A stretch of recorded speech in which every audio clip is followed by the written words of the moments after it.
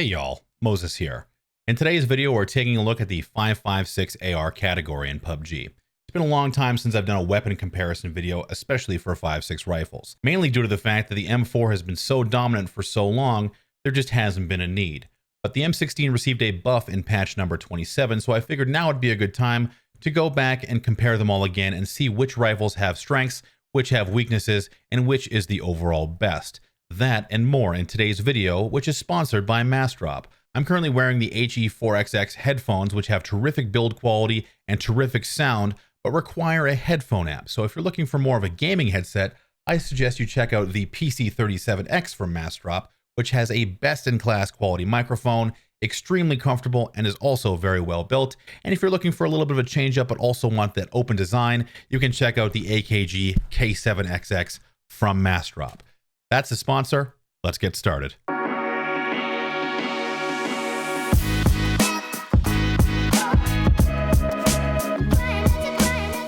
The M16 has a long history in PUBG.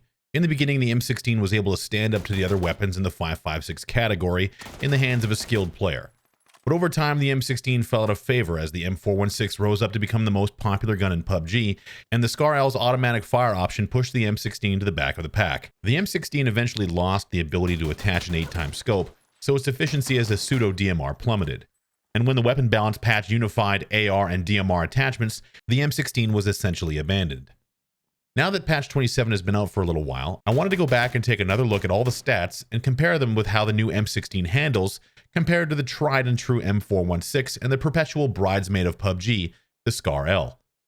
The QBZ and the G36 won't be reviewed as they are map-specific weapons and the AUG is only found in crates. Just to set the stage, here is the outline of every 5.56 weapon in PUBG. The base damage of every 5.56 rifle is 43, and all of them will kill a level 2 geared enemy in 4 shots to the chest. I've used the M416 as the base time to kill example, mainly because it's the most popular gun, and the time to kill difference between the 5.56 rifles is measured in hundredths of a second, and likely any difference would be negated by control of the user, network latency, and other variables. For the purposes of this video, I'm considering the time to kill and hits to kill nearly identical across all the different guns. So if all the 5.56 rifles are nearly identical statistically, how do we measure which gun is best? Well, it's time to break out the patented and scientifically dubious wtfmoses weapon efficiency scale, which is broken down and comprised of 3 distinct categories: KITABILITY, ease of use, and real-world performance. KITABILITY refers to the weapon's reliance on attachments. Less attachments required means a better score.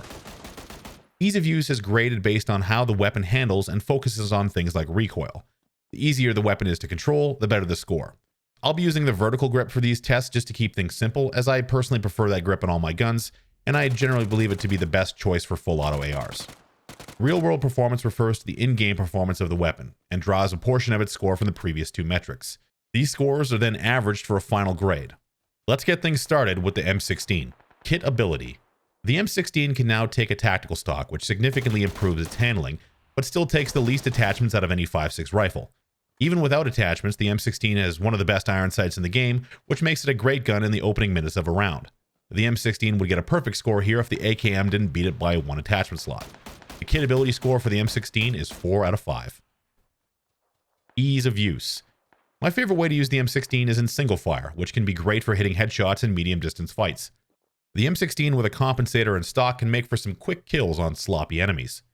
The burst mode recoil is significantly improved, but can be difficult to maintain consistency without lots of practice, and even with a skilled user, timing bursts can be a problem if an enemy is moving erratically. The ease of use score for the M16 is 2 out of 5. Real world performance. The M16 simply cannot compete with the rest of the weapons in the 5.56 category as a primary weapon. It is certainly improved with the recent buffs, but is still clearly the worst rifle you can choose. I definitely feel better about carrying it around in the early game, but will look to replace it with a full auto option if I'm using a DMR or bolt action as my secondary weapon. The reality is that I just don't trust the burst mode to bail me out of trouble if I get surprised. It is much easier to begin a full auto spray and then drag it to an enemy than it is to acquire the target and try and burst him down in most scenarios. The real world performance of the M16 is heavily influenced by the year-long break I took from using the gun, which is likely the case for most users. A big issue is that because the M16 was so bad for so long, it just doesn't make any sense to use it as a primary weapon if given the option to use a fully kitted M416.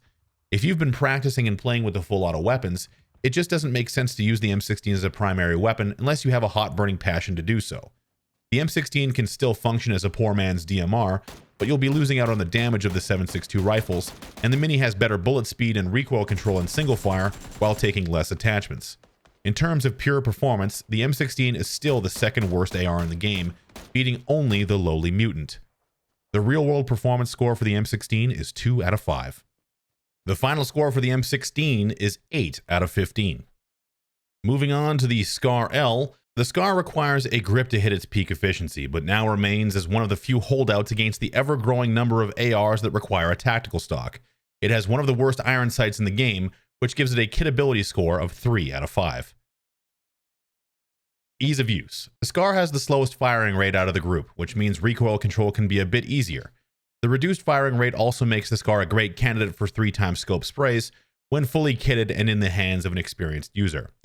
You can also easily alternate to a tapping pattern when switching between the canted sights and a 6x scope. The SCAR is easily one of the best for mid to long range engagements, but may be edged out in a 1-to-1 fight against an equally skilled M4. The ease of use score for the SCAR is 4 out of 5. Real world performance. The SCAR is a consistent performer, but absolutely requires a sight unless you want to be extremely sad. This hurts its performance in the early game and can be frustrating if you have medium distance engagements before getting it kitted up. Its slow rate of fire makes the recoil control easier, but can sometimes lead to latency or desync, costing you a game when fighting a faster firing opponent. I would say that the gap between the SCAR and the M4 is significantly smaller than the gap between the M16 and the SCAR in terms of real world performance, and wouldn't seek to discard it in the favor of an M4, but would still take an AUG over it for the improved recoil and fire rate. The SCAR is also much scarcer in the full map pool and has been substituted for the QBZ on Sanhok and the G36C on Vikendi. So if I were to choose a gun to practice with, it would be the universally available M416. Regardless, the SCAR is a great choice for a primary weapon. The real-world performance of the SCAR gets a score of 3 out of 5.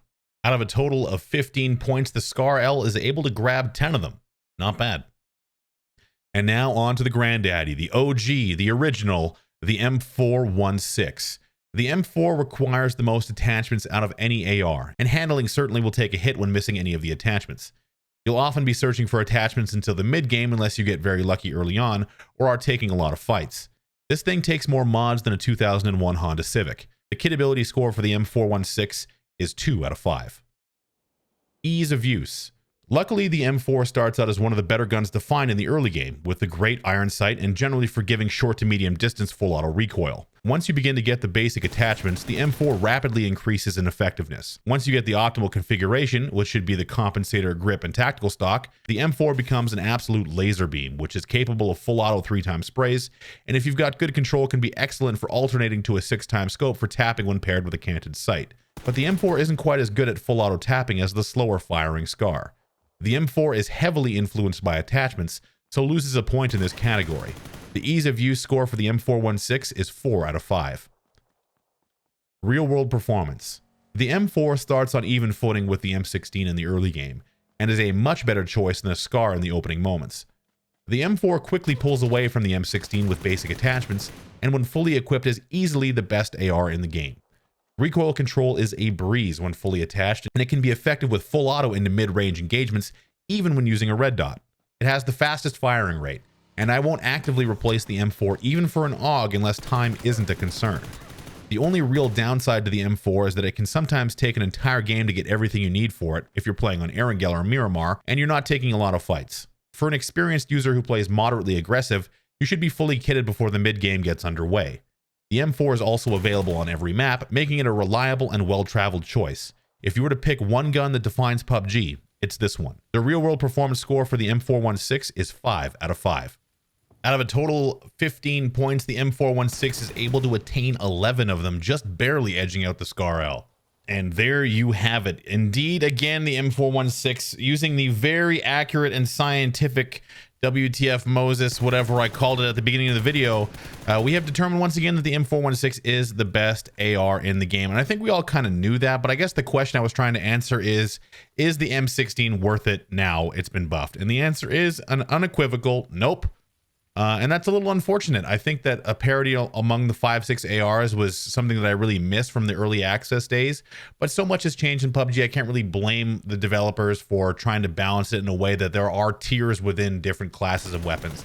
It's the same way with SMGs. It's the same way with AKMs. It's the same way with all these guns, where we're all moving towards a best gun option that requires a little bit of work to get to it. So interested to know your guys' thoughts on this, as I'm sure you have just a couple. So leave a comment down below and let me know your thoughts. If you like the video and you like this style, let me know as well by hitting that like button. And also, just a quick aside, if you want to see this done with the other weapon categories, just let me know down in the comments below as well. Don't forget to follow me on Twitter at twitter.com/wtfmoses and on Twitch at twitch.tv/wtfmoses. Really excited to get back into the content grind. Thank you guys for watching, and until next time, I'll see you out there.